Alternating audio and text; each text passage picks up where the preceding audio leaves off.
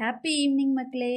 இன்னைக்கு செவ்வாய்க்கிழமை evening 7 o'clock ஆகுது. பெங்களூரில் கிளைமேட் எப்படி இருக்குது அப்படின்னு கேட்குறவங்களுக்கு கை காலெல்லாம் கண்ட்ரோல் இல்லாமல் ஆடும், வாயெல்லாம் நல்லா தாளம் போடும்.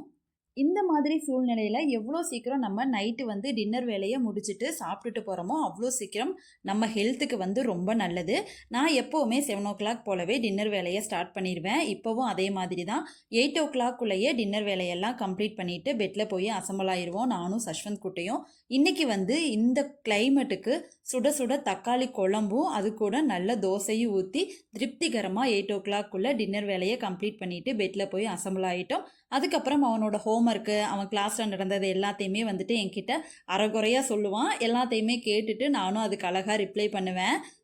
எங்களோட செவ்வாய்க்கிழமை நைட் ரொட்டீன் இப்படி தாங்க போச்சு. உங்களுக்கு எப்படி போச்சு? உங்கள் ஊரில் கிளைமேட் எப்படி இருக்குன்னு மறக்காமல் எனக்கு கமெண்ட் பண்ணுங்கள். நாளைக்கு இன்னொரு வீடியோவில் பார்க்கலாம். பாய்.